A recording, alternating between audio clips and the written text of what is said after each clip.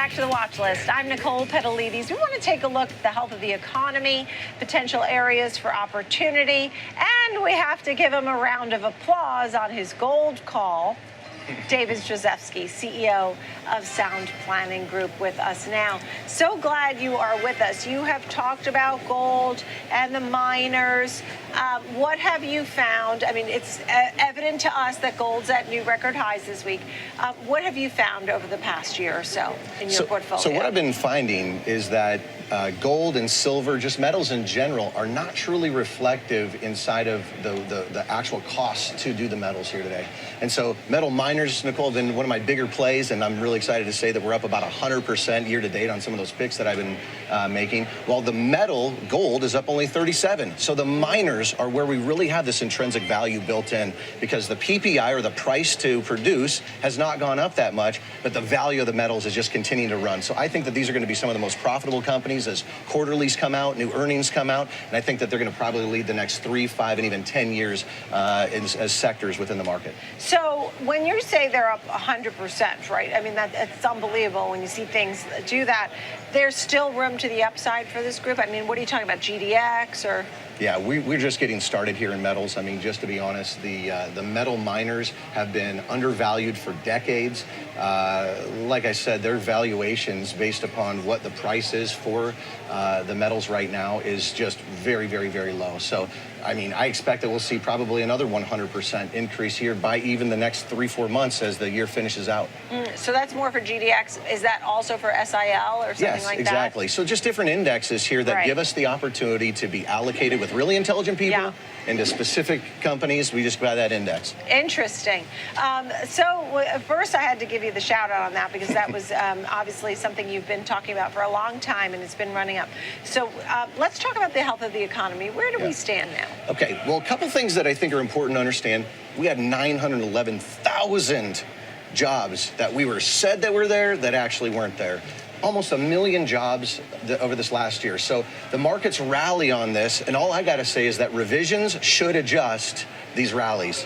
And so I think that with all this negative data that's kind of coming out over the next month or two, that we could see some hiccups, we should see some challenges. And so I'm really cautious right now, especially in some of the big tech plays, because they've risen so good. I think that they're great long term. I think they're great allocators of capital. I don't want to be super negative, but I also want to say, please be cautious, because there's a lot of things that could go wrong from here.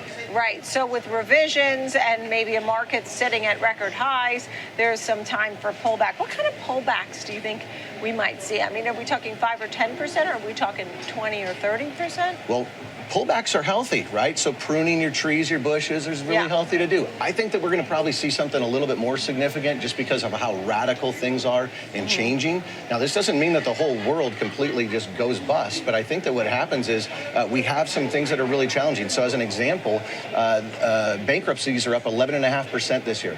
That's a really big deal, 11.5% on bankruptcies right now, and I'm talking corporations. 13 years we had of zero interest policies, and now you can't refi it, you can't service that debt. You got big problems here ahead for a lot of these, especially in the Russell 2000. And so I think that there's a lot of industries that we've not really seen, reflect in some of these price changes and interest rate changes, but, all this could hit us all at once. Yeah, I mean, and remember when COVID hit and then companies stayed alive, they tried, and then, they tried to come back, and then Omicron hit, and then, you know what I mean, and that was sort of the final blow. And so I guess with a macroeconomic picture that can be sort of either way at this point, and tariff concerns, that hits. So the bankruptcies are an interesting part of the story. Sure. But do you think those will subside?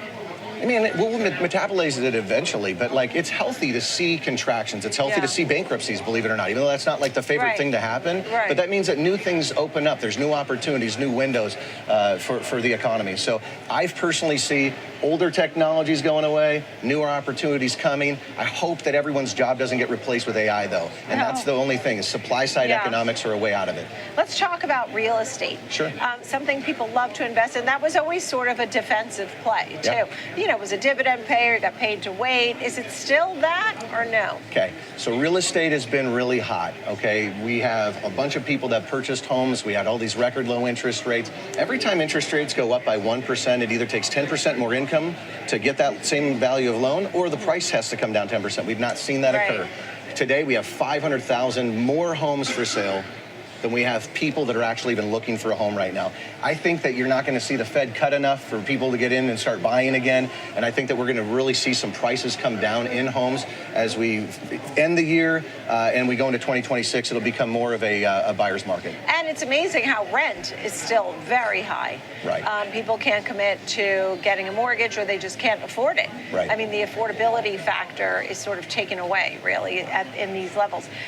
When you think about how you're planning a portfolio, you have the defensive plays of the metals. Mm-hmm. What else goes? I mean, if you have this pullback, for example, you're talking about a pullback that could be significant. Yeah. Would you be buying on that pullback, and what would you buy? Very much so, yeah. And so, by the way, there's always opportunities, right? So when we go defensive, we have to ask the question, what are the anchors that are going to hold us? And so bonds would be that answer historically. I don't really believe bonds are going to hold in the same way that they have historically. Why? Because interest rates are rising. There's a seesaw effect. You're losing right now in bonds. Bonds can lose 5 different ways, and I believe all 5 of those are on the table right now with some things blaring. So that's a big deal.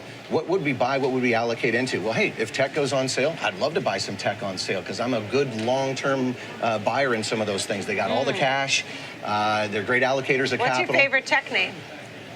I like the Meg 7s, right? So you've got all your big names that are out there. I just will say this much. I am most bullish about metals and metal miners right now because I personally believe they're going to lead the next 3, 5, and even 10 years because of the need to, if you want to do AI, you need to get silver. You want to do NVIDIA chips, you need silver.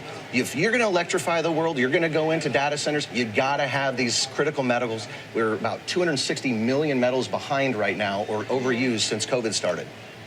And in the meantime here, you talked about bonds, the concerns about bonds, buying tech on sale. Yep. That could be an opportunity. And last but not least, big picture, the next year or two. I mean, we've been in a rally for 3 years. Sure.